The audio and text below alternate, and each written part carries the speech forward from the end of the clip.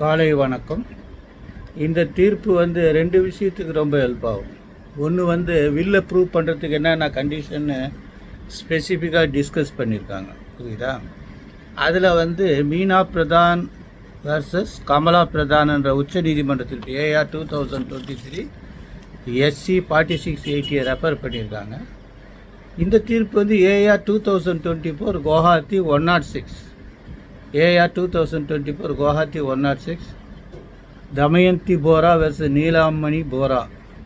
And அது இந்த கேஸில் கான்செப்ட் என்னன்னா, வாதி யாரை நெசசரி பார்ட்டியாக, அதாவது ஒரு தன்னுடைய இறந்து போன சகோதரருடைய மனைவி மக்களெல்லாம் பார்ட்டியாக சேர்க்காம, சகோதரிகளை பார்ட்டியாமல் சேர்க்காம, பழைய சட்டங்கள் பழக்க வழக்கங்களை மனசில் வச்சுக்கிட்டு போடாமல் விட்டுறாங்க. அப்போ டிஃபெண்டன்ட் வந்து பாயிண்ட் அவுட் பண்ணாங்க, இவங்களெல்லாம் இவர் வந்து டிஃபெண்டண்ட்டாக சேர்த்துருக்கணும் அப்படி சொல்லி அவர் பாயிண்ட் அவுட் பண்ணும்போது, நீதிமன்ற கடமை என்னன்னா பிளைன்டிஃபுக்கு சொல்லணும், எப்பா நீ இவங்களெல்லாம் வாதியாக சேர்க்கணும், விஜய்வாதியாக சேர்க்கணும்.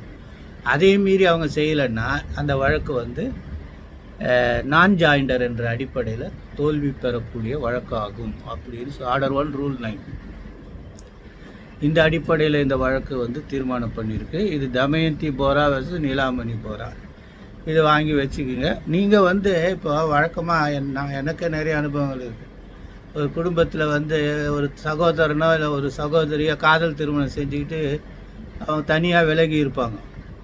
ஆனால் லீகல் ஏர் சர்டிஃபிகேட்டில் அவங்க பேர் இருக்கும், இல்லை சில நேரத்தில் லீகல் ஏர் சர்டிஃபிகேட்டில் அவங்க பேரை வாங்காமே விட்டுருவாங்க, வேணுமுன்னு தாசில்தாருக்கு காசை கொடுத்து. அந்த சூழ்நிலையில் வந்து நம்மக்கிட்ட சொல்லி நீங்கள் வந்து அவங்கள பார்ட்டியாக போடாதீங்கன்னுவாங்க. அப்படிப்பட்ட விஷயங்களுக்கு வந்து கிளைண்ட்டுக்கு வந்து சொல்கிறத நம்ம கேட்க வேண்டிய அவசியம் இல்லை. நம்ம வந்து சட்டப்படி தான் செய்ய முடியுமே தவிர கிளைண்ட்டுகளுடைய கட்டளைகளை ஏற்க முடியாது. அதனால் அதில் கொஞ்சம் கேர்ஃபுல்லாக இருப்பீங்கன்னு. அடுத்தது, நேற்று வந்து ஜஸ்டிஸ் மகாதேவன் அவர்கள் உச்ச நீதிமன்ற நீதிபதியாக தேர்ந்தெடுக்கப்பட்டார். அவருக்கு ஒரு வாழ்த்து சொல்ல முடியாமல் போயிடுச்சு.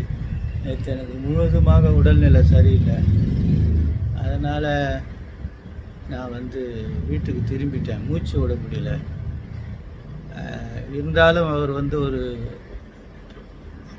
அதிபயங்கர ஆன்மீக சக்தி உடையவர், புனிதமான மனிதர். அவர் வந்து உச்ச நீதிமன்ற நீதிபதியாக இருந்து இந்திய நீதித்துறையில் போய் மேலும் பல்வேறு அதிசய விளக்குகளை ஒளிர செய்வார் என்று நம்புகிறேன். எல்லா வல்ல இறைவன் அவருக்கு நீண்ட ஆயுளும் நல்ல மனநிலையும் தருமாறு கேட்டுக்கொள்கிறேன். அவர் கிருஷ்ணகுமார் அவர்கள் பொறுப்பு ஆக்டிங் சீஃப் ஜஸ்டிஸாக நியமிக்கப்பட்டது. அவர் பாராட்டுக்கள். மேலும் அவர் வந்து தொடர்ந்து இங்கே ஆக்டிங் சீஃப் ஜஸ்டிஸாக இருக்க வேண்டும் என்று ஆசைப்படுகிறேன். நன்றி, வணக்கம்.